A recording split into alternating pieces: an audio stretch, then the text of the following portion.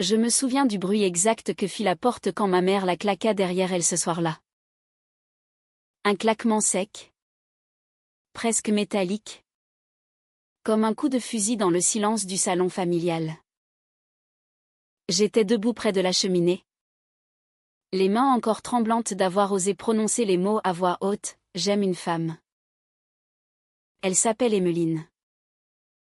Ma mère ne cria pas. Elle ne pleura pas non plus. Elle se contenta de me fixer avec ce regard que je lui connaissais depuis l'enfance, celui qu'elle réservait aux domestiques qui avaient cassé une assiette de Limoges ou aux cousins qui s'étaient mal conduits. Un regard froid, calculateur, presque administratif. Puis elle murmura, très bas, comme si les murs pouvaient l'entendre. Tu vas nous détruire, Sarah? C'était à Dinan, dans cette grande maison de granit gris qui domine la Rance, où les générations de Le Guen s'étaient succédées depuis le XVIIIe siècle. Une lignée de notaires, de juges, d'officiers. Des gens pour qui l'honneur n'était pas une notion vague, mais une monnaie tangible. Un patrimoine aussi précieux que les terres et les titres. Et moi, l'aînée, celle qui devait reprendre l'étude, celle qui avait fait Sciences Po et l'ENA en un temps record.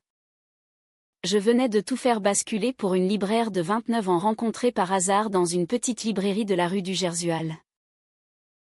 Je n'avais jamais prévu de tomber amoureuse. À 34 ans, je vivais seule, élégante, distante, irréprochable. Les hommes que je fréquentais étaient des collègues, des amis de la famille, des ombres polies qui n'exigeaient rien de moi. Emmeline, elle, n'exigeait rien non plus. C'est précisément cela qui m'a terrassée. Elle me regardait comme si j'existais vraiment, sans le filtre des attentes sociales. Ses yeux verts, un peu trop grands pour son visage fin, me disaient, je te vois. Tout entière. Et pour la première fois, je me suis vue aussi. Les premières semaines furent un vertige. Des promenades nocturnes le long des remparts, des cafés volés à midi, des messages chuchotés dans le creux de l'oreille. Puis un soir, dans son minuscule appartement au-dessus de la librairie, elle m'a embrassée. J'ai cru que mon cœur allait exploser.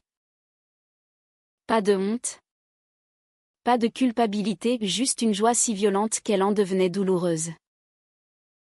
J'ai su, à cet instant, que je ne pourrais plus revenir en arrière. Mais la vérité, en Bretagne, ne reste jamais longtemps cachée.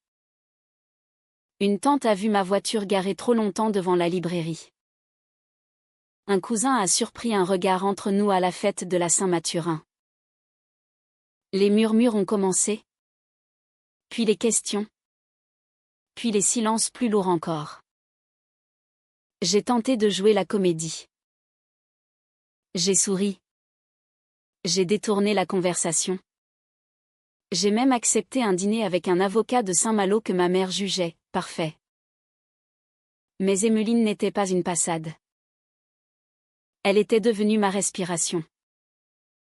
Le soir de la confrontation, mon père n'était pas là, une réunion à l'ordre des avocats. Ma mère, elle, avait préparé son terrain. Elle avait sorti les vieux albums, les photos de mes communions, de mes diplômes, de mes fiançailles avortées avec Thomas.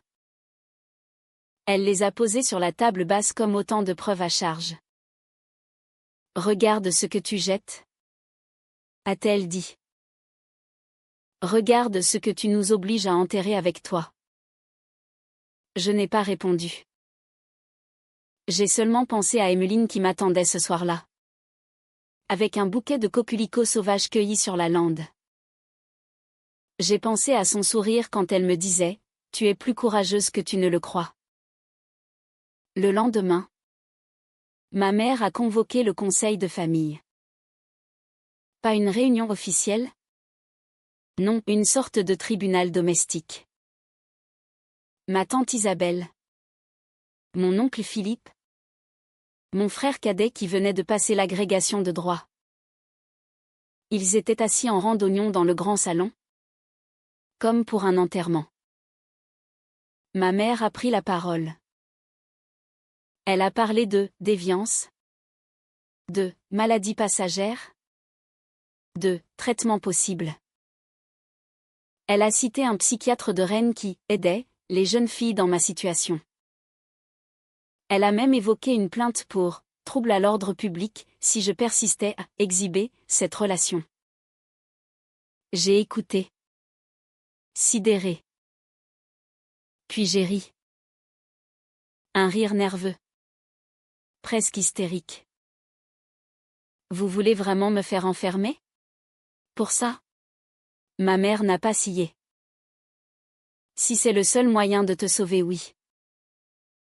J'ai quitté la maison ce soir-là avec une valise et la certitude que quelque chose venait de mourir entre nous. Pas l'amour. L'illusion d'appartenir à cette famille. Emmeline m'a accueilli sans poser de questions. Elle m'a serré contre elle pendant des heures, jusqu'à ce que mes sanglots s'épuisent. Puis elle a murmuré.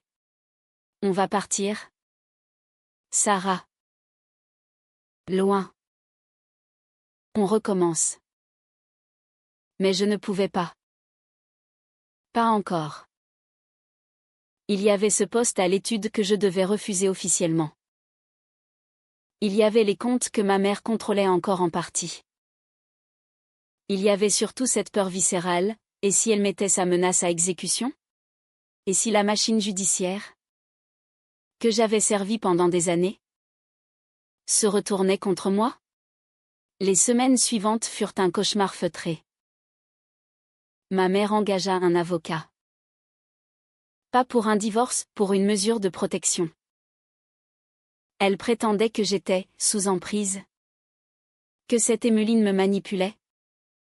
Que mon jugement était altéré.